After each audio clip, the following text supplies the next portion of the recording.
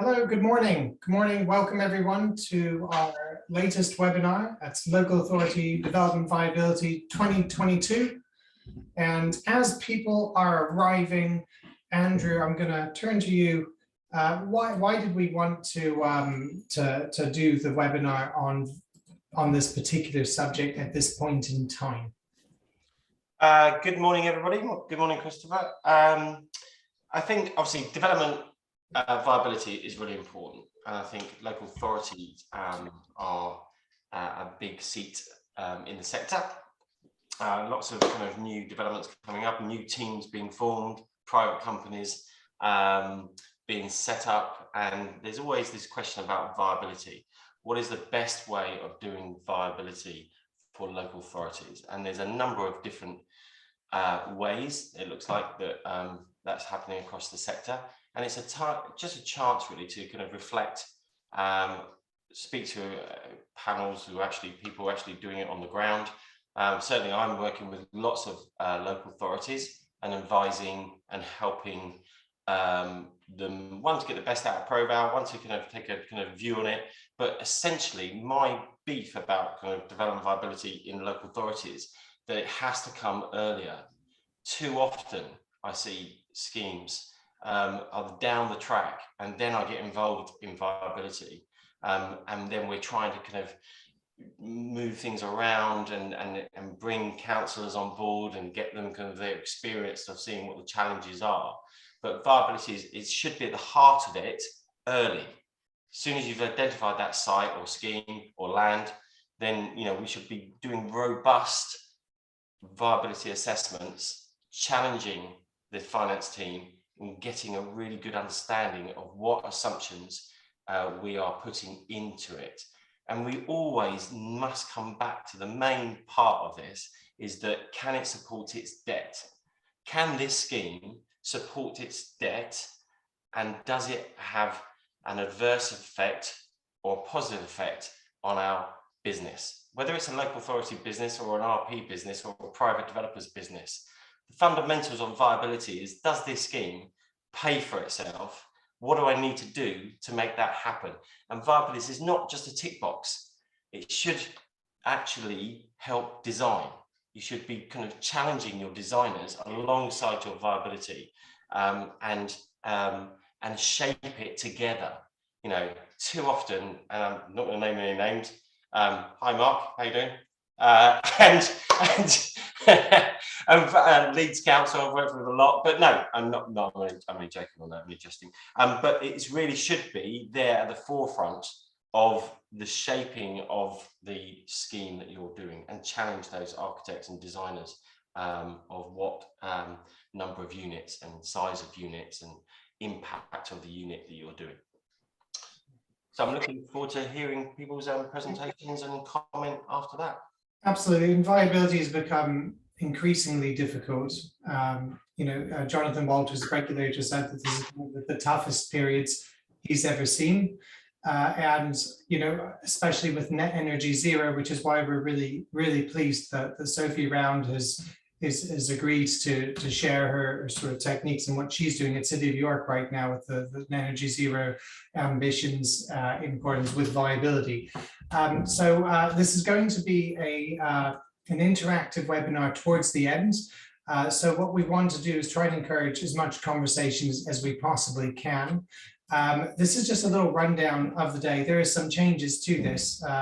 So obviously we're going to go straight in with John Stevens' top 5 viability tips. And John is one heck of a legend in viability, if I can say that. And he could write books on it, and has certainly read all the books there is on it, and has practiced it for several years. So I've asked him to condense his knowledge into top 5 tips, which he's done, and hopefully it's not going to be overwhelming, but thank you very much for that, John. And then of course going to Sophie Round with establishing viability whilst achieving net zero carbon ambitions, and then we're going straight to Mark Denton, and Mark's going to focus on how to make a case for viability parameters to internal stakeholders, because ultimately these are the people who will decide what your parameters are, and you have to get them to agree with you. Unfortunately, we seem to have lost Webb, but that's fine. We've got Simon Theobald, who's going to discuss how to balance objectives without making an appraisal overcomplicated. And again, that's something that we've come across a number of times, especially when it comes to treasury matters such as right to buy. So we're looking very much forward to that. So without much further ado, let us move on to John Stevens' top 5 viability tips. I'm just reading the subtext there, Christopher, that I don't have to be that boring and I don't have to take too long. Is that basically the subtext, that I've provided too much information? Or John, there's no subtext. No, okay, all right. So I spend a lot of my time, like Andrew, supporting local authorities with aspirations to deliver a more affordable housing, or more housing per se across their whole area. So what I'm presenting is basically, I was asked to provide 5 top tips or 5 recommendations, and I kind of see these, having visited several customers. If you've got these in place, then you've got a good starting point. So the first one, have you got a development strategy? So what does a development strategy, what should it tell you? Well, if we just click through these very quickly, it should tell you who, what, where, when, and how you're going to afford the housing aspirations you've got. So who is, how much housing need have you got? What is, what tenures are you going to establish? And what type of housing are you going to deliver? Are you on the carbon agenda as well? Where are you going to provide these homes? Is that reasoned out? When are you going to do them? And most importantly, how are you going to do it? Have you got the funding? Have you got the procurement support? And have you got the staff expertise? So a development strategy should answer who, what, where, when, how, and then you should have associated policies to actually strengthen some of those answers. That's number 1. So moving on to number 2, resources. So basically funding is one of the key things I look for and ask the questions on when I go into an organisation. Let's have a quick look at what I mean by funding, and then I talk about property and assets. So if you want to rattle through these, please, Christopher. So how much money have you got? Is it capital? Is it receipts that you've got?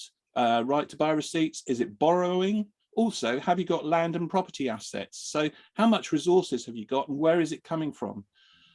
That's the next point. Where's it coming from? Is it right to buy receipts? You get 3 years to use or lose them. Is it developer contributions? Are you going down the grant route with central government or the GLA? All these things are key in terms of how you approach things. And when are you getting this funding primarily? And what basis, on what are you borrowing it? Does it have to match an internal business plan where you're looking at a 30-year annuity? Is it interest-only payments with a bullet point payment? Have you got a huge stash of right to buy receipts, and how close are you to losing them if you haven't spent them? Usefully, the Mayor of London is adding an extra 3 years of ring fencing to the government's 3 years, is my understanding in London. So the Mayor of London is doing something there. And I've also come across the Green Book from HM Treasury, central government, actually quite a supportive and helpful book, especially on cost benefit analysis as well, in terms of it's not just about the money, it's about the social benefit. Social purpose. So have you got those answers to those questions? Number 3 now, please. Christopher's driving my bullet points, by the way, here. So number 3, development assumptions. So the assumptions you've actually got on your appraisal software, whether it's something historic on Excel or whether it's a marvelous STS ProVal piece of software, do the assumptions that you've got on there match your long-term business plan?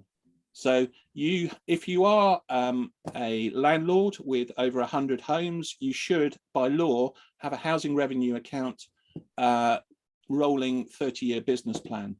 And what I would like to see, and this is often what I ask clients that I'm working with, Can you tell me what assumptions you've got? And if we rattle through the bullet points here, please, Christopher, it will indicate what I'm after, which is, do we know about the long-term inflation in your business plan? Does it match what's on your appraisal? So your rent and landlord costs, have we got the same rent inflation that's in your long-term business plan? Have we got inflation on your management and maintenance costs the same in the viability software compared to your long-term business plan?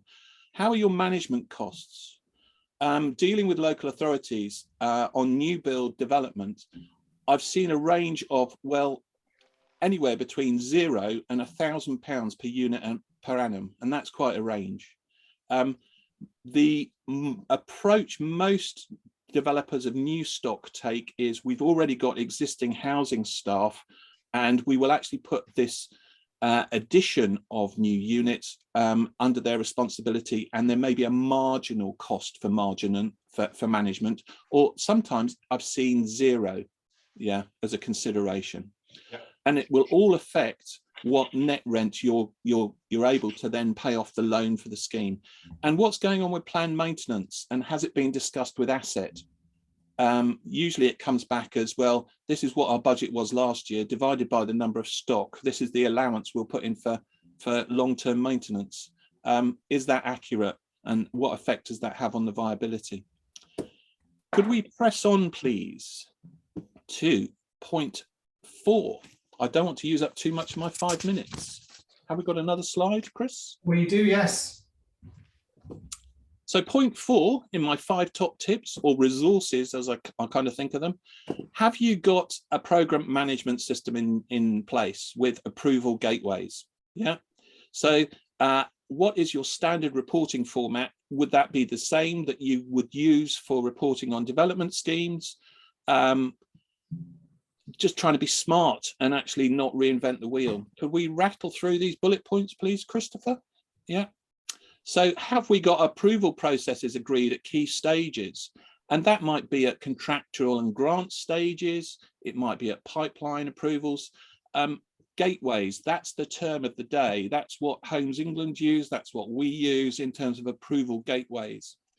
And they can also be informed by looking at the latest audit checklists from Homes England or the GLA. Risk management, have you thought about risk management?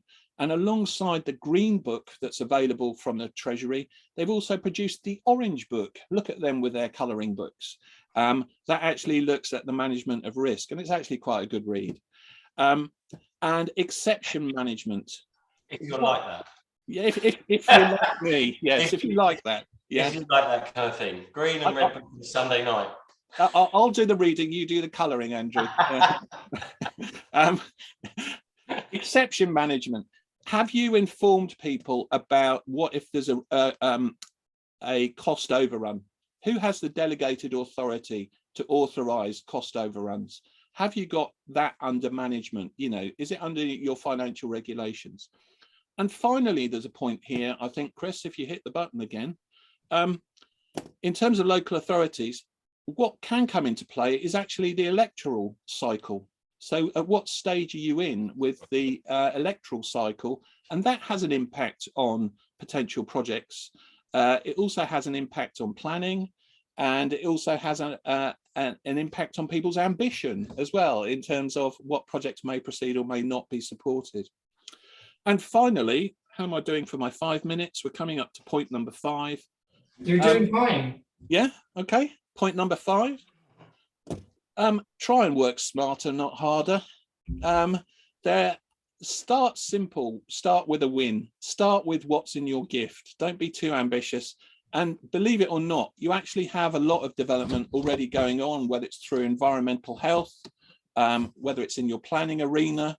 There is something you can start with in terms of being a landlord and actually start with a housing win. So look at what's within your gift, I would say, and build complexity from there. Don't start off with the complex full-on regeneration development. Start with a simple win and build your knowledge. If we rattle through these bullet points, please, Christopher.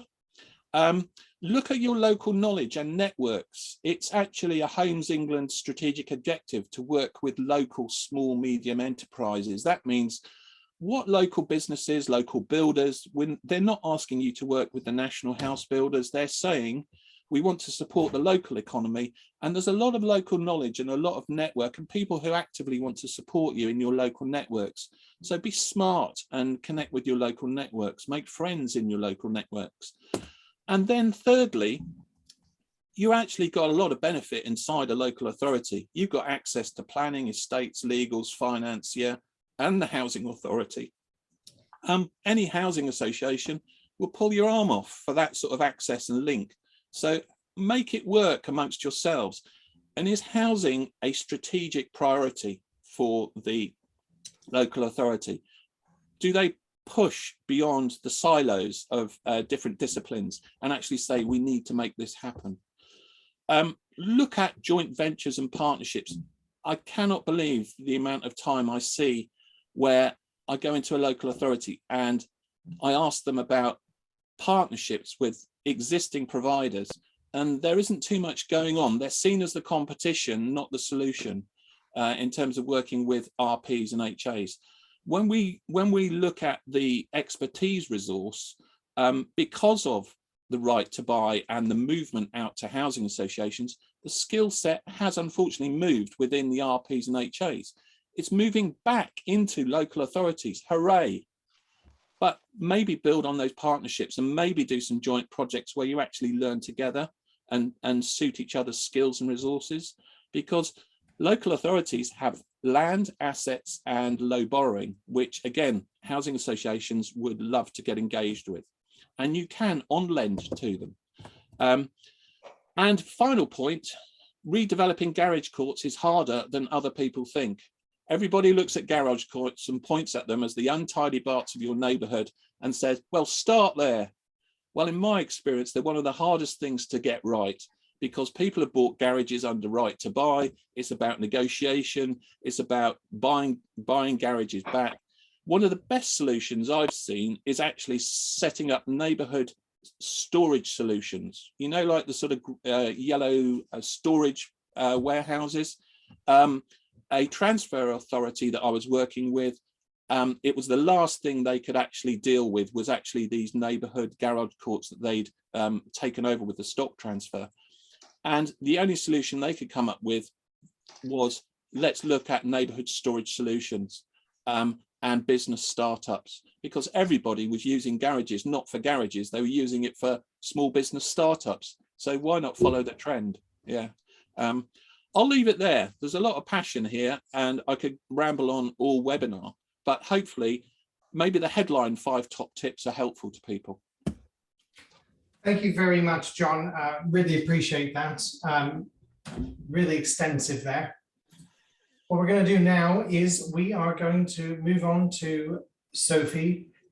And Sophie Round is from City of York, and we're going to talk about the effects of net zero carbon ambition on the City of York housing delivery programme. So I'm going to flick through some of these pictures as Sophie talks. Take it away, Sophie. Thank you. Thank you. Yeah, I apologise in advance because they are pictures. It's not much technical on these slides, lots of pretty pictures. So you can tell I'm a development person. So just to give you a bit of background on our housing development programme. So in 2018, the City of York Council had an ambition to make better use of council-owned land across the city, and set out with this ambition to deliver 600 new homes funded from the housing revenue account. At the time the housing delivery programme was set up, we were under a Conservative administration, and that financial model at the time, so talking about development strategy, the strategy at the time was very much focused on a cross-subsidy model, so about 60% outright sale, and that would largely fund the development of affordable housing, of which 20% would be social rent and 20% would be shared ownership. So at this point there was no net zero carbon ambition. Do you want to just flick through to the next slide? Thank you. So at this point, we had one site that had planning permission, and that was Lowfield Green, along with a further 7 identified sites. So at Lowfield Green, talking about starting easy, getting an easy win, it's a complicated site. So Lowfield Green, the council is delivering 140 homes, along with building plots for self-build, community build, extra care and specialist housing. So the site has an environmental focus, but it was very much something that was built into the scheme later in design. It wasn't fundamental to the design at the beginning. So we've increased levels of insulation, added solar panels, car charging points to every property, that type of thing, but it was built on later in the process. And we can just flick through a couple of the slides there, to just show you they're a little bit out of date, but some drone footage of where we are with delivering this. So probably about 5-6 months out of date. We've delivered about 49 homes on there so far. So then we had a local election in May 2019, and the ambitions changed greatly. So we now have a Green Lib Dem coalition, and our exec member for housing is from the Green Party. So working together with the executive team, we devised this housing design manual, which sets out 5 key principles, which you can see there.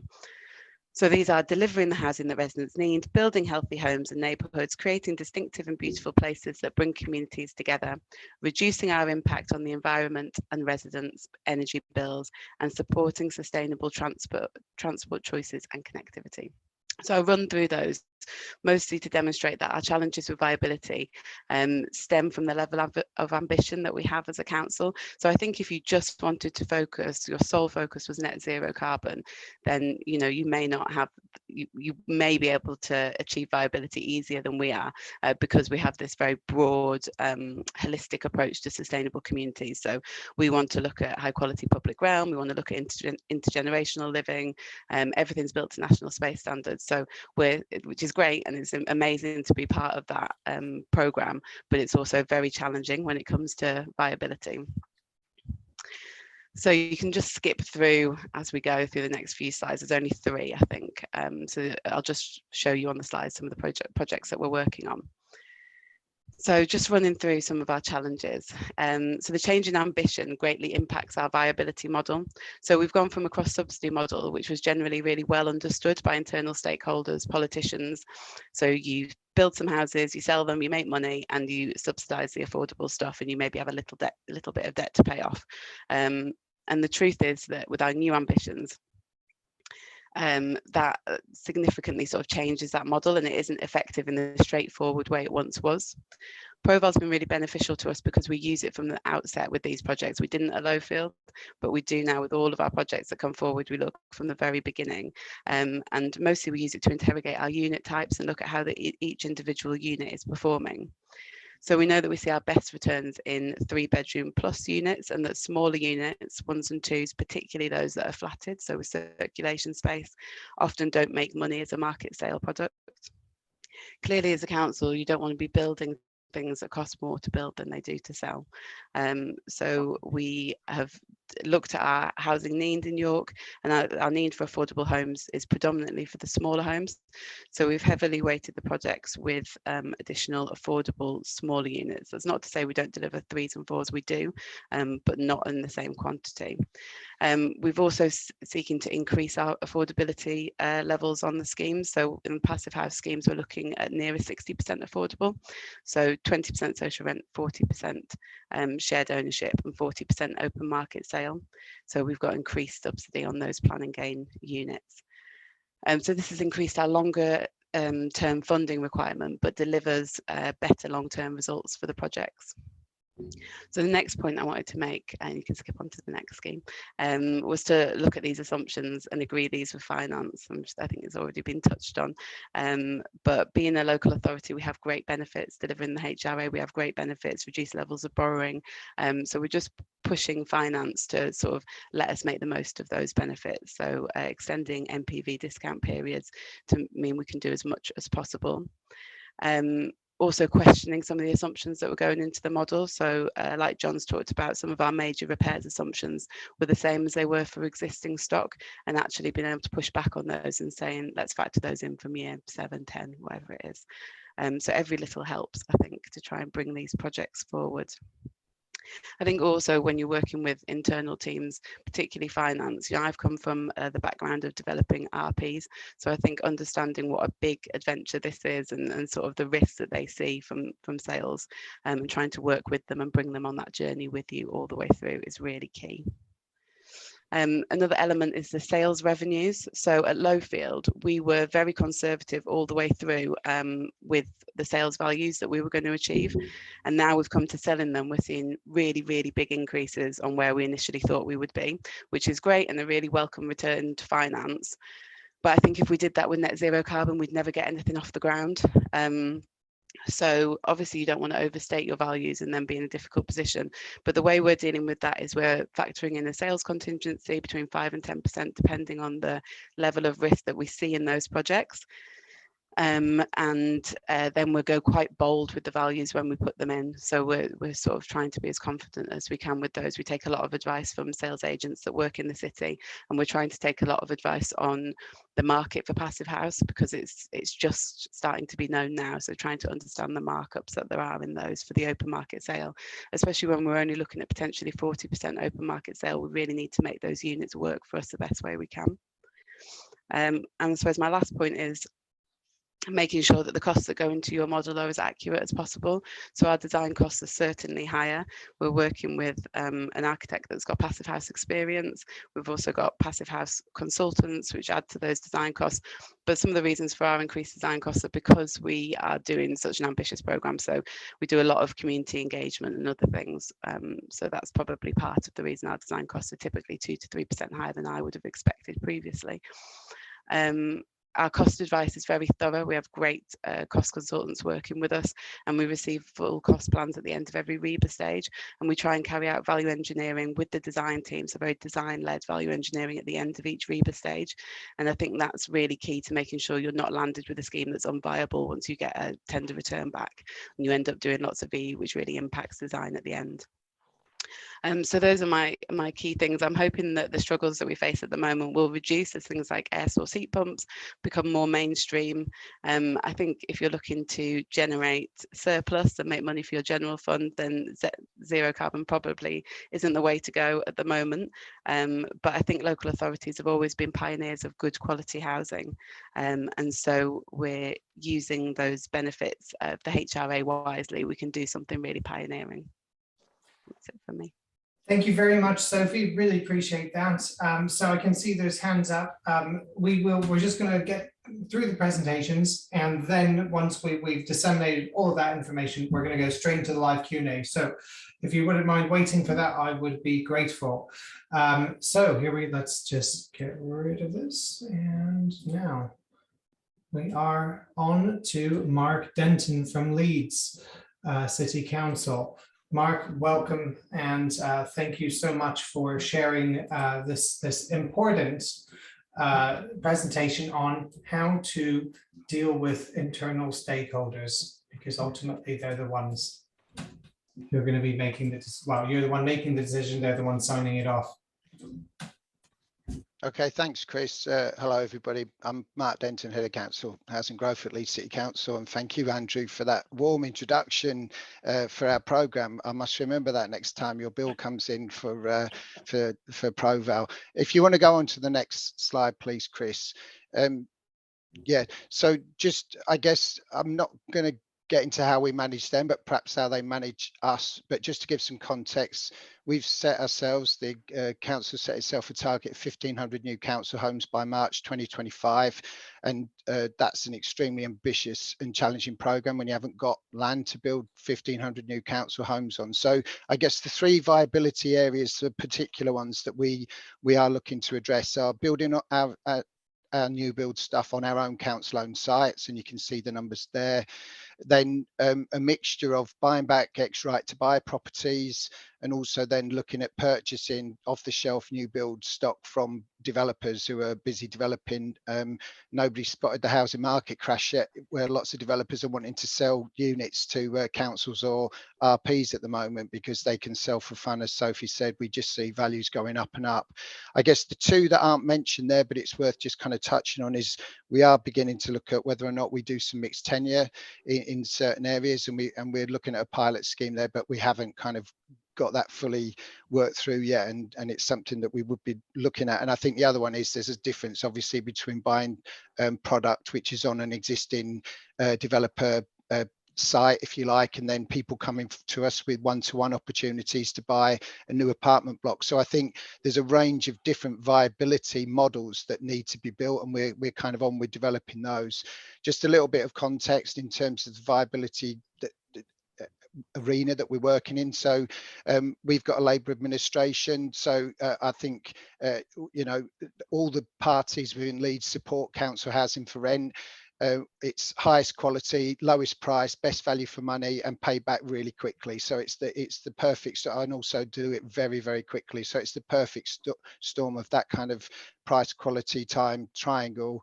And you can see then as well at the moment, but it's under review. We've been looking at paying back on schemes within 30 years of tying to that HRA business plan on a standalone basis, and that presents its own issues because clearly in programs, you know, you get the expensive schemes, the really expensive schemes, and then the really, really expensive schemes that help balance things out.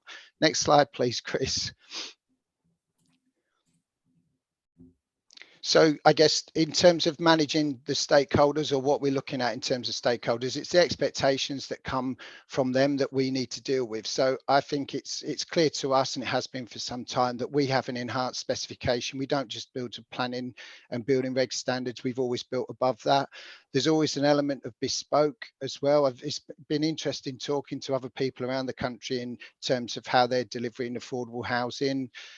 We've got 50,000 plus homes in Leeds, but we're very kind of particular about the type of kitchens we want, the type of standards we want, and yet we've got a very diverse stock range, and some of it is in need of a lot of investment. So that it is adding to issues. We're above planning in terms at the moment in terms of some of the accessibility standards around things like M42, and that's being looked at.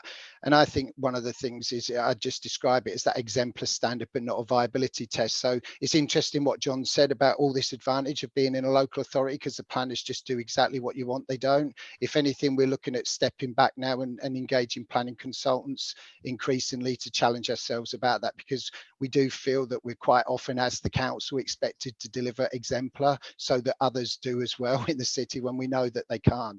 I think the other thing as well is, I mean, really impressed with York's programme as always. We've been aware of it and been in touch with York in the past, and we are doing some bespoke and specialist housing. They're not cheap schemes to do, and I think it was, I'm not going to tell anybody on this call what they already know, but I guess alongside that is it is still cheaper to actually buy than build, and that is a challenge because it's kind of why.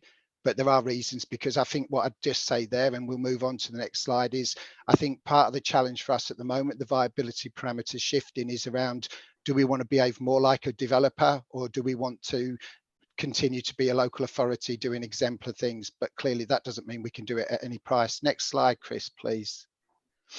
So a lot of these development drivers, I don't need to tell you all you expert people about, because you live it and breathe it. That was a before. The picture above, I always say that just in case anyone thinks that's a handover. It isn't one we finished. It's one before, and that's just an illustration of what we're doing at the moment, which is we have switched kind of to away from gas boilers. We're not fitting gas boilers. We know developers still are and still will. We think a number of RPs are. So again, hats off to York in terms of what they're doing, but we know the costs. We know the cost of air source heat pumps is significant.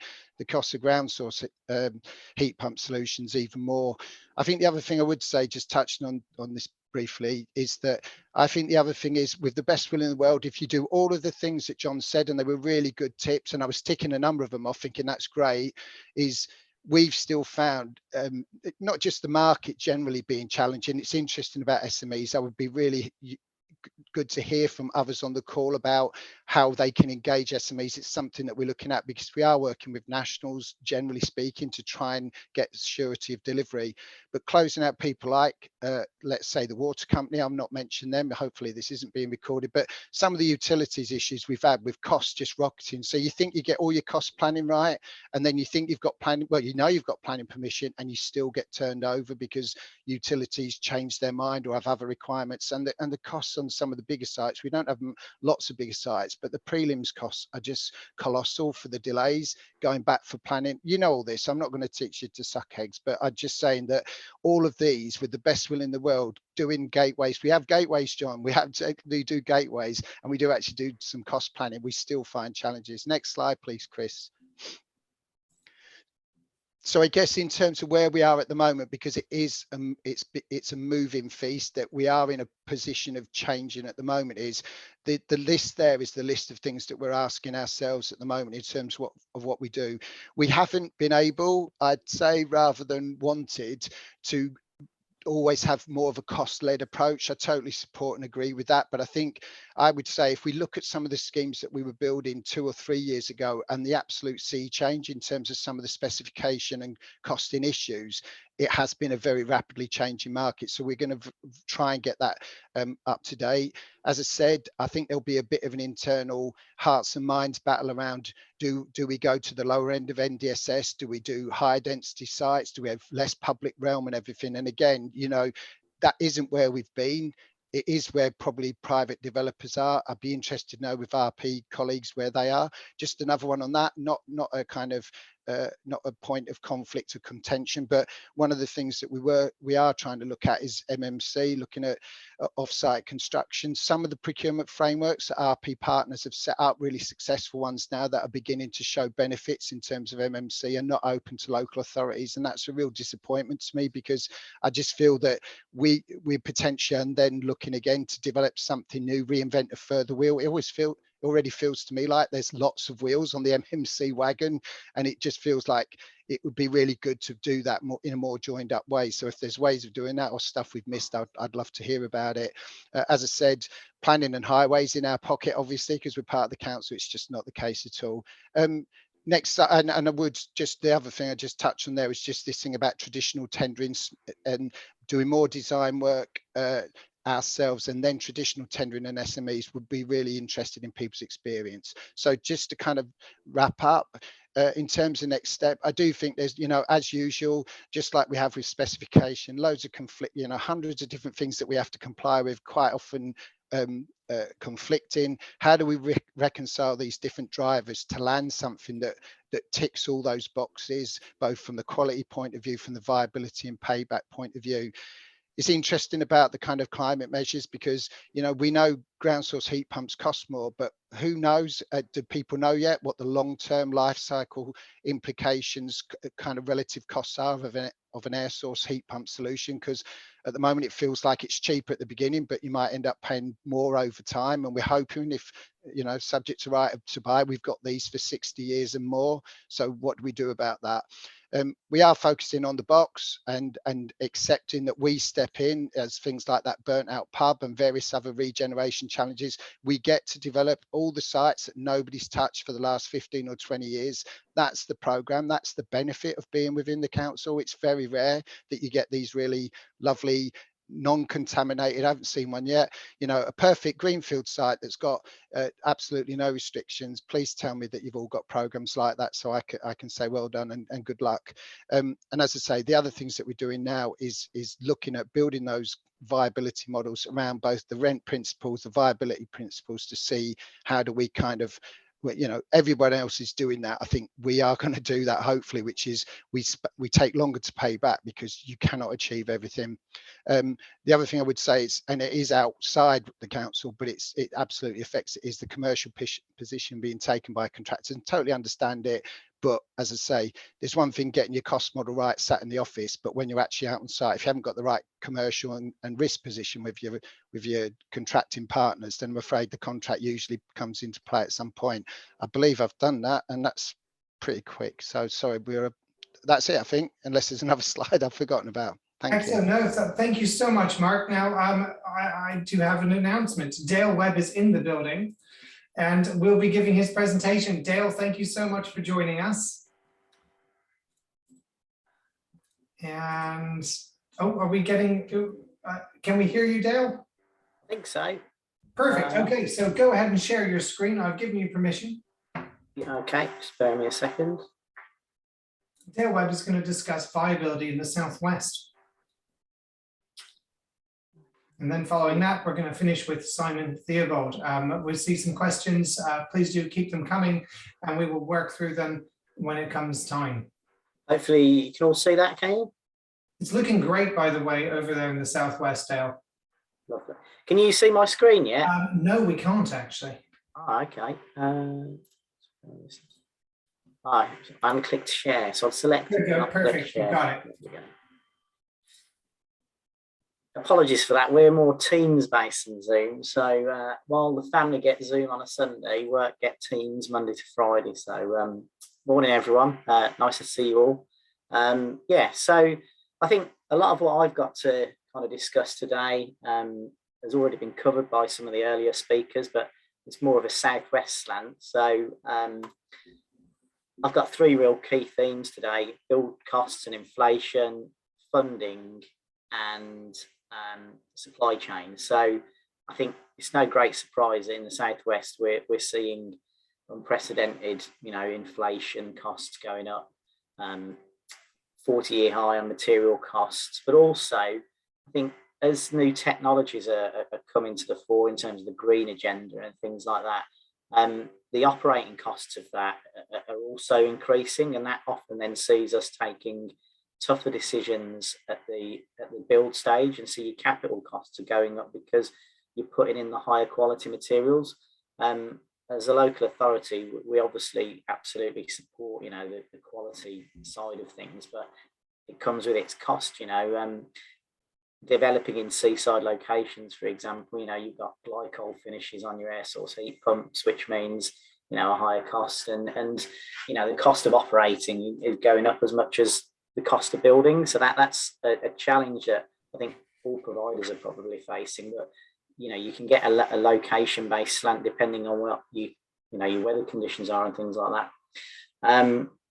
From a materials perspective, I think one thing we're finding quite challenging, and I'm sure other providers are when you get tender returns back, Mr. Contractor or Mrs. Contractor is saying, right, here's your price, and there's an extra 5-10% on that for inflation or material costs. And actually it's very difficult then to kind of decipher if all of those costs are legitimate. It seems to be an easy pick at the moment to say, well, costs have gone up 10%, and actually some material prices have stayed the same. And again, I think it depends where you are. We don't use a lot of brick in Cornwall, so if a contractor's telling us that your building materials are going up, well, if we're block and render, some of those prices haven't gone up the same as brick would. The converse of that, of course, is sometimes we're putting in stone, which is obviously comes at its cost. But I think that picture, I think we're all seeing is a picture of increasing costs. It's just sometimes it's difficult to differentiate where that cost lies and if it's always legitimate. And then the cost of time. So I think what we see is that the market in the southwest is certainly hotting up from a construction perspective across all sectors. There's health development going on down here, business, private developers are obviously increasing their output. And so contractors down here are spread quite thinly, and getting a slot within their build programs is quite challenging. And obviously the longer you've got your projects running, you might have holding costs and things like that. That's something that we're particularly having to balance.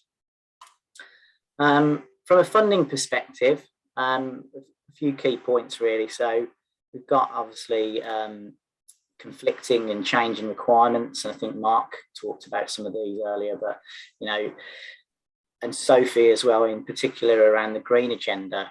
As a local authority, we're possibly not as advanced as York, but our green agenda is certainly increasing, and with that comes a cost. The conflicting side of that is that funding bodies like Homes England are not necessarily requiring those products to be provided. So sometimes we can find ourselves hitting those high sustainability standards, but not necessarily being able to generate the same grant funding support behind that. I have to say, our local relationship with Homes England is excellent. So you know, most of the time we are securing the funding that we need to. But sometimes there's a gap there that we have to be a bit kind of creative around in terms of how we hit the green agenda with possibly, you know, minimal support from external sources. And then that kind of brings us on to kind of for the local authority people amongst us, the receipts versus grants. And often, you know, we can see ourselves identifying the tricky schemes. You know, Mark mentioned, you know, we have the joys of having all the difficult schemes, and all the difficult schemes are quite expensive.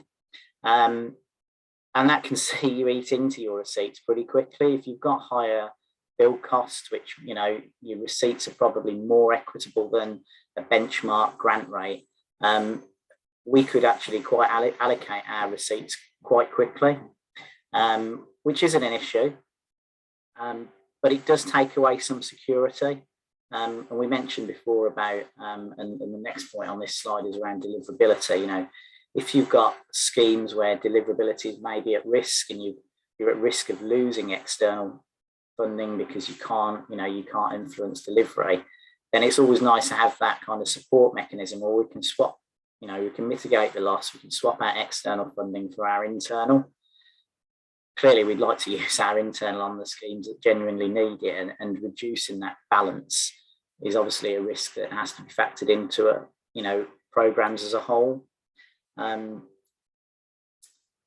then, yeah, the risk of deliverability, and I think I'd be keen to hear opinions from other providers as to how they possibly secure kind of not penalties for penalty's sake, but penalty conditions in build contracts, so that if there's a delay in program that might see a delivery milestone slip and funding taken back, how that's engineered into a contract, because I think certainly down here that's something that we struggle with.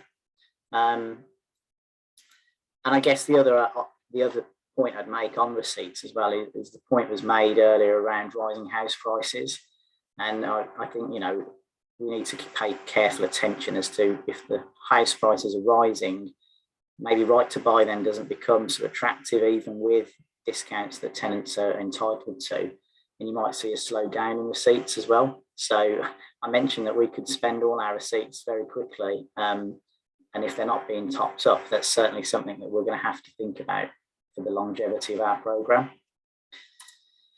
And then finally, supply chain, not necessarily an issue for all providers around the country, but in the southwest and the far-flung areas of maybe Land's End and Penzance and the Lizard, we certainly struggle to get main contractors down here. And you all know, you know, if you reduce the pool of contractors that you've got to go to, then price can typically go up because there's less competition and you've got a reduced ability to drive value. So that's certainly something that we struggle with. And also, you know, our access to contractors sometimes is challenging. I mentioned that, you know, we don't necessarily get a large pool of main contractors down here.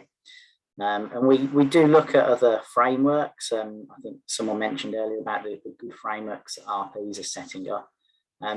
You tend to get the same people on them.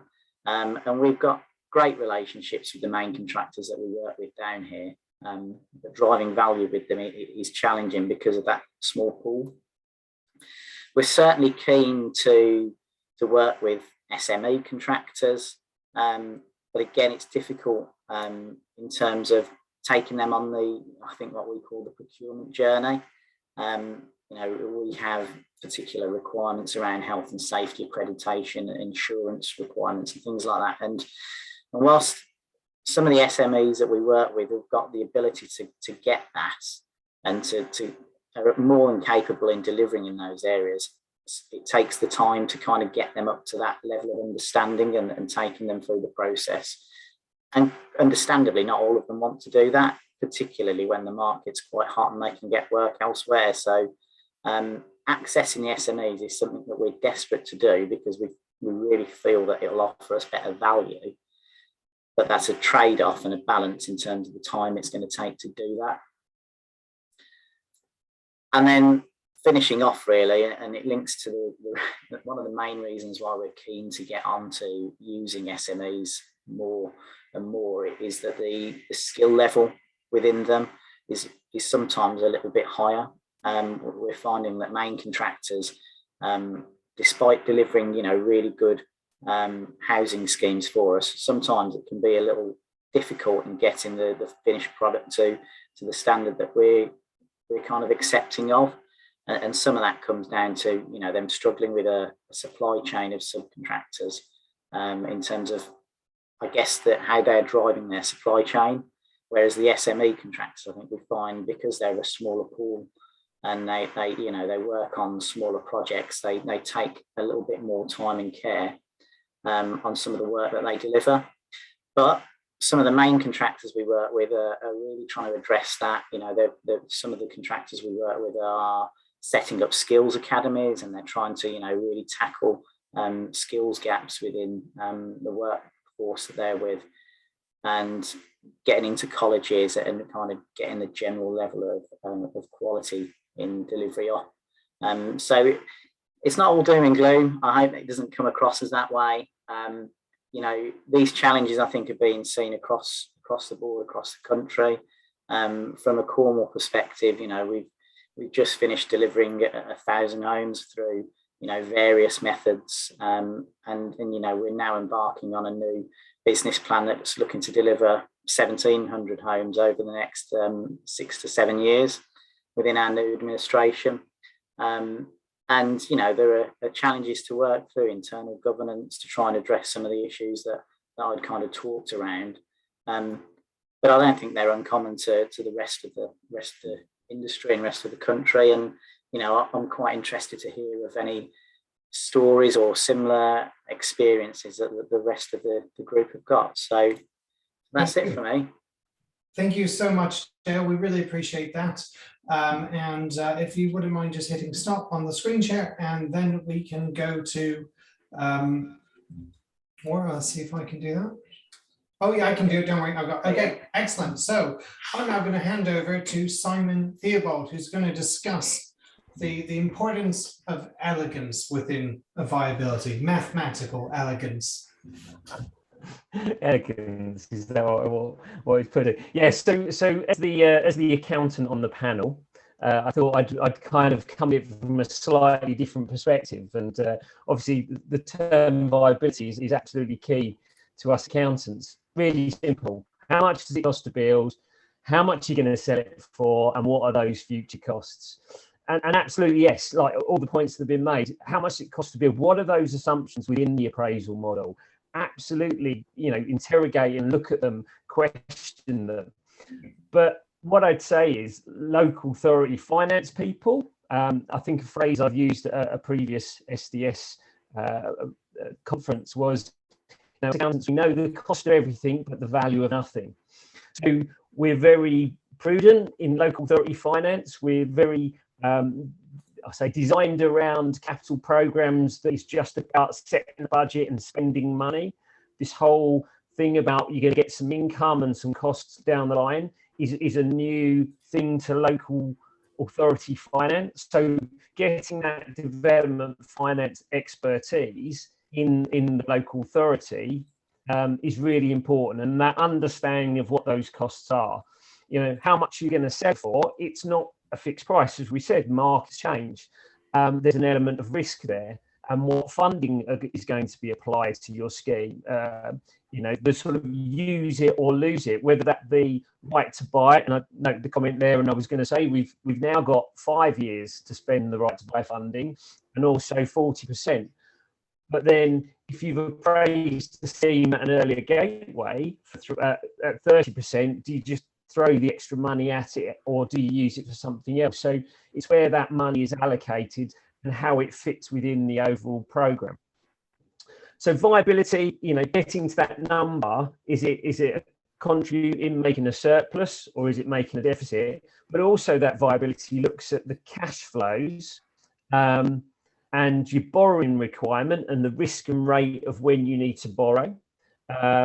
And that cost, how much is it going to cost to fund over the longer term?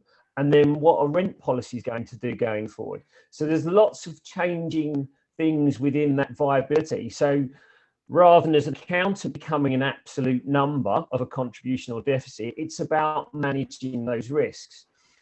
I guess where we get to that point of is, well, how do we make it more simplistic, or how do we make it understandable for people, is to set those parameters of how you appraise schemes. And you can set the parameters within, within Proval or your spreadsheet, and don't use the appraisal to justify the delivery. So particularly in local authorities, we have a number of objectives that we have to achieve, and whether that be fire safety, net zero, affordable housing, housing demand, but those are different elements to making the decision to deliver.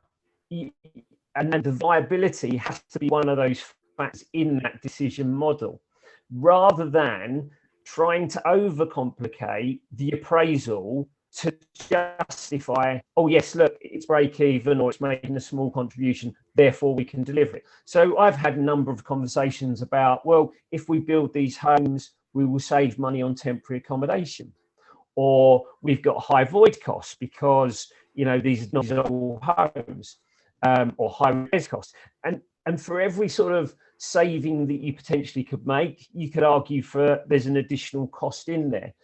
What's important is to get that sort of wider understanding of how you appraise, what the position is, and if it is a deficit, then find other sources of funding to bridge that gap, or make the contribution to bridge it, rather than using the viability tool as the sort of absolute decision maker of yes, no to deliver schemes. Absolutely, as an accountant, the money is really important. But as working in local authorities, there are other objectives that we need to achieve. And I'm not going to go into sort of the politics and the politicians and the cycle of elections to how that might influence when you want, whether you do or don't, or when you do or don't start delivering housing. The comments made earlier about asset management, get everyone involved. I've seen comment around the DLO. They're the people going to be maintaining it. Do they have the skills and knowledge, especially of new technologies?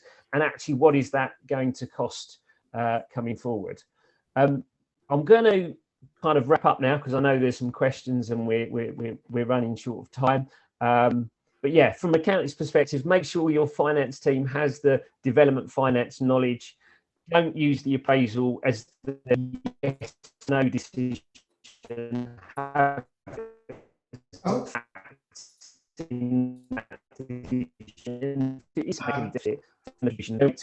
find the money. Okay, great. We just slightly lost you at the end there, Simon, but you seem to be back now. Thank you very much for that. So yes, we are now I'm going to work my way. If you could put your questions in the Q&A, that would be a bit easier because it's much easier to see them and sort them. But we have one question, and it was from, so we'll start with Emily Halbrook. Is anyone able to comment, please, on viability testing to secure affordable homes outside of Section 106, thus able to bid for a grant? Can be tricky if the council is also the LPA. What's being talked about there is additionality, which is the ability to bid for grant on additional affordable homes once the Section 106 commitment has been delivered.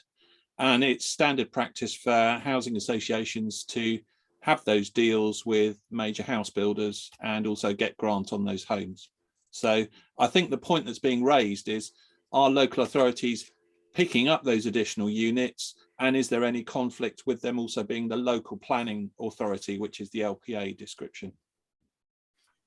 Okay, would anyone like to comment on that? Dale. Yeah, I mean, we do it quite significantly in Cornwall.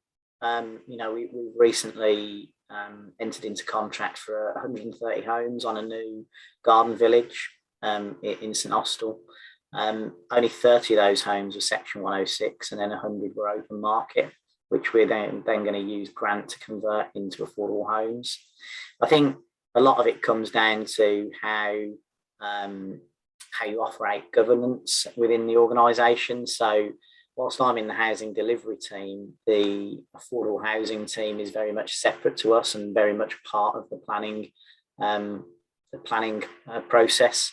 And we have to, you know, keep strict kind of confidentiality barriers in place so that, you know, we're operating as a commercial entity. Yes, we've got a council name, but we're a commercial entity.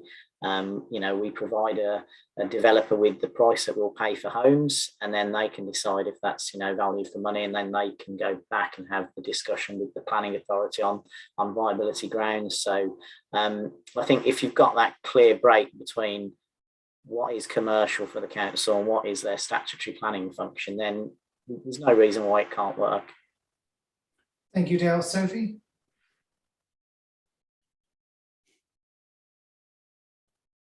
Sorry, I've taken my hand down because it seemed like other people had other things to say. But yeah, I guess I can just quickly say that the way that we tend to deal with it is obviously it's we don't have a section 106, so it's conditioned, and we set out what we're doing as affordable housing within that condition of the planning permission, and then everything additional to that we can claim grant on. So it's sort of set out in that separate way, and we obviously, you know, having a good relationship with Homes England and being able to demonstrate that to them has been fine with us.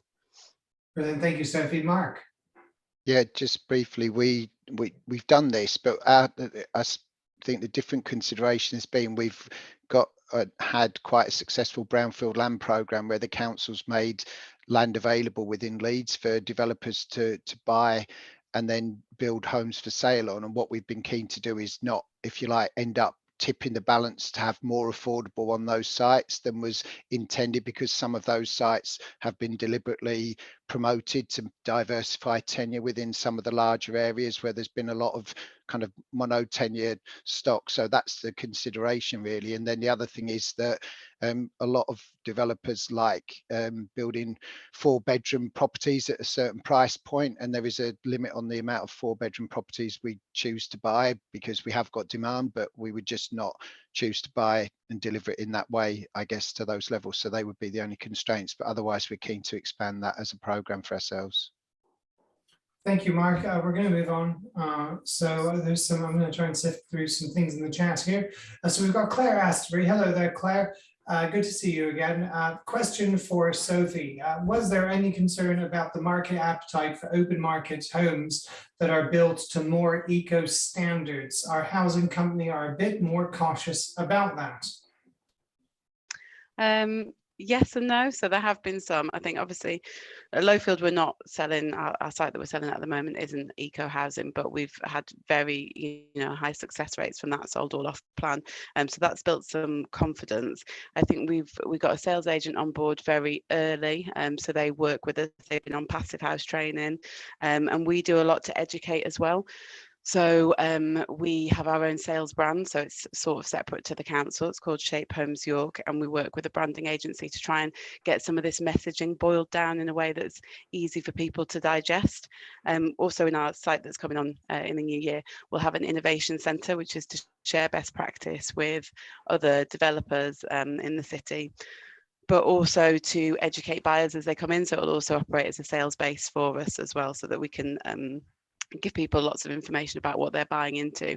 But no, we feel in York that there is a really high demand for this type of housing, and especially things that are happening with, you know, very increased energy bills and things at the moment is sort of driving that.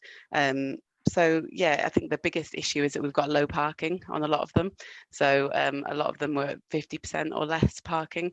So that's been the real concern for sales agents, and we'll just have to see how that goes, I think.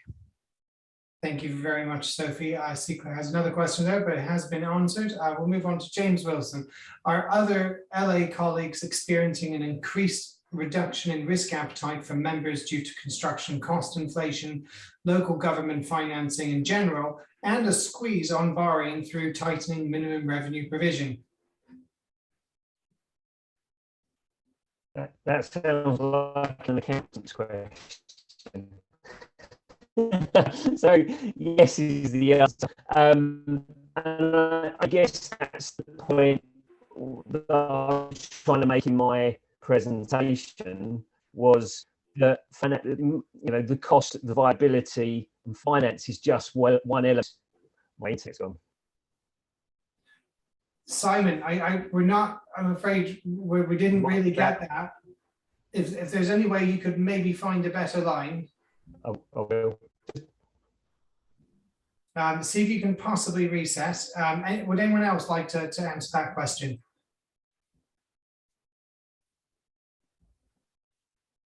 Okay. Right. Better? Dale's got his hand up. Dale?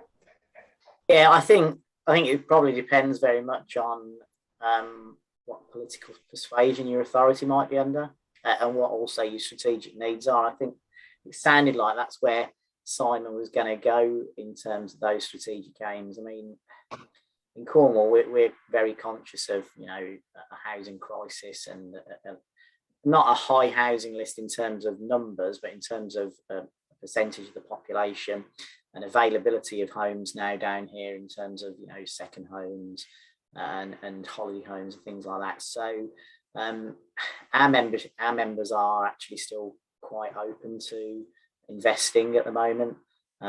We've got quite a large appetite for emergency and temporary accommodation to try and address an immediate need there, whilst, you know, the programme I mentioned earlier around 1,700 homes, while that kind of rolls into gear and starts, you know, dropping units out the other end. So, you know, low finance rates are what they are. So, you know, I think our members are still quite, you know, keen for us to push on with delivery at the moment. Thank you, Dale. Well, am I back? Sound is still difficult, Simon. Turn the video off. Yeah, if you stopped your video, it might be better. Yeah, turn the video off. There we go. Is that any better? Yes. Yeah. No, sorry about that. Xbox in the other room was taking up the bandwidth. I knew something happened.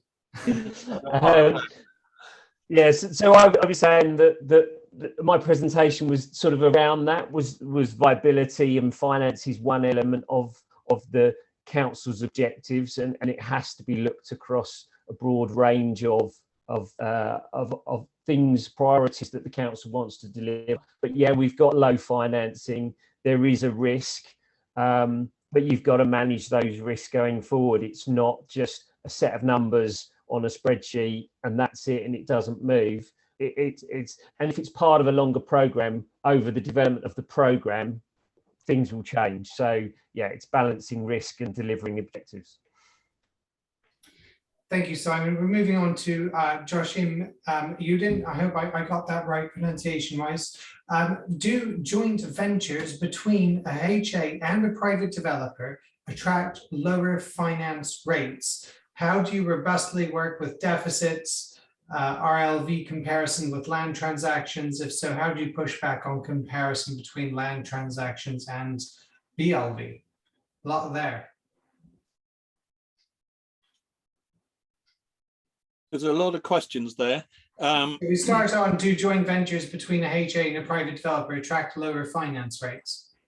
Well, there is the ability to on loan within the Treasury guidance of the low rates that local authorities are able to access.